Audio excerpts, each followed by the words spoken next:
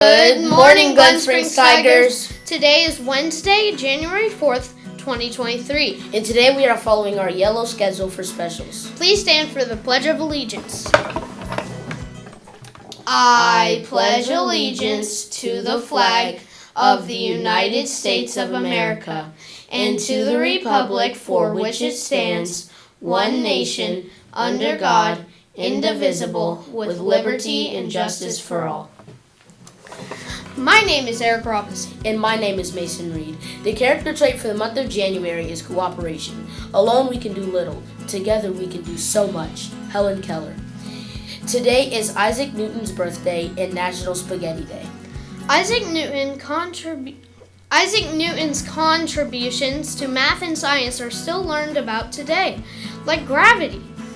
Did you know that in 1705, Isaac Newton was knighted by Queen Anne, becoming the first scientist to receive honor, which is why we call him Sir Isaac Newton. That is so cool. I was wondering that actually. Let's learn some more about Sir Isaac Newton. Today, we're celebrating a birthday. Oh, don't worry, Squeaks. It's not my birthday. It's Sir Isaac Newton's birthday. Sir Isaac Newton was a famous scientist who lived a long time ago. He was especially interested in how things move, even really big things like planets. He was also a famous mathematician. A mathematician is a person who uses math to tackle big questions about the world. Newton was born in England almost 400 years ago. He made lots of important discoveries about the world, including figuring out that light is actually made up of all different colors. He also helped invent a whole new type of math. It's called calculus, and you can use it to learn about how things change. Today, lots of people learn it in high school or college. Newton made some amazing discoveries about how things move, too.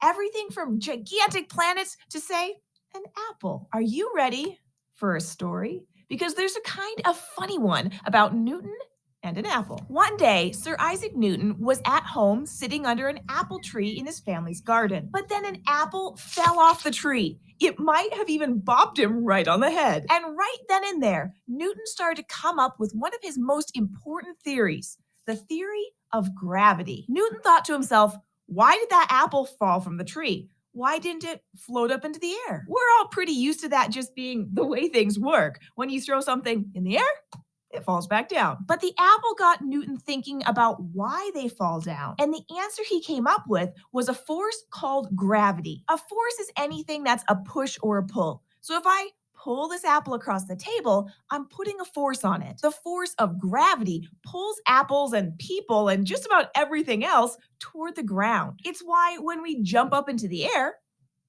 we come right back down. Gravity is also why the moon goes around the Earth. That's right, the same reason why an apple doesn't float away is also why the moon doesn't just float out into space. Of course, the moon isn't actually a big apple, but they're both controlled by the same thing. Gravity. Newton discovered that things that are really, really heavy attract things that aren't as heavy. Attract means when something pulls something else towards itself. So because the Earth is incredibly big with lots of heavy stuff inside it, things like apples and people and just about anything else you can think of won't float away because the Earth is pulling them down with gravity. And since the Earth is heavier than the Earth pulls the moon towards its center. But the moon doesn't just crash straight into the ground. That's because at the same time as it's being pulled toward Earth, it's also moving sideways. It's kind of like the moon is trying to escape, but since the Earth is pulling on it, it swings around and around in a circle instead. Gravity is also why the Earth goes around the sun. The sun is much heavier than the Earth.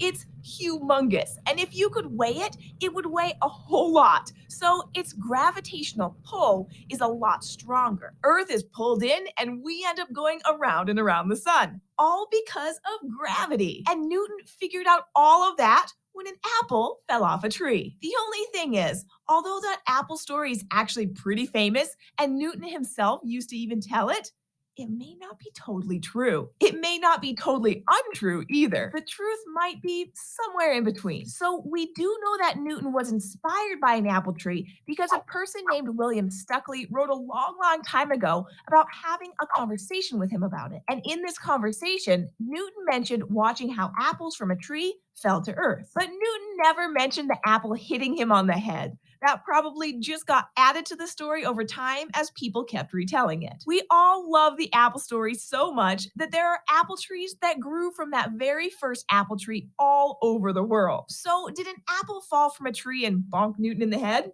Probably not. But did an apple falling from a tree to the ground inspire Newton's theory of gravity? Very possibly. Hey, Squeaks, to celebrate Sir Isaac Newton's birthday, how about instead of making a cake, we bake an apple pie? Maybe we shouldn't drop it to see if it falls, though. That would be much messier than just dropping a regular apple. Plus, this way we can actually eat it. Thanks for joining us. If you want to keep learning more about how our extraordinary world works, hit the subscribe button, and we'll see you next time here at the fort. That's crazy. I had no clue that the apple story was made up. What if it did happen, but he was so embarrassed he just didn't tell anyone? For lunch today, you have your choice of crispy chicken poppers and garlic knots with chicken and gravy, turkey ham cheese pocket, or chef salad with turkey and ham. Your options for sides are crinkle cut fries, mashed potatoes, dried cranberries, and fresh fruit. Happy birthday to Mr. Brooks. We hope you have a great day. A reminder from Coach. Morning Mile is on the backfield from 7:15 to 7:35. If you would like to go to Morning Mile, be sure to go to breakfast first. See you out there.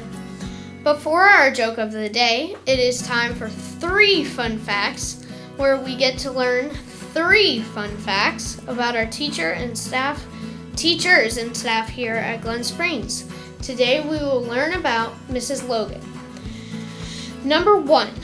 I have visited all 50 states in the U.S. Number 2. I have 2 adult children, one in New York and one in Washington, D.C. 3. I have decided to become a teacher when I was in 5th grade. My teacher was Mrs. Schwab. This photo is like from 3rd grade, she said. And now for our joke of the day. Did you hear about the guy that made knock-knock jokes? No. Really? He won the Nobel Prize. If you would like to have your favorite joke featured on the morning announcements, please stop by the Media Center to submit your joke in writing to Ms. Stu for consideration. Have a wonderful Wednesday, Glen Springs Tigers!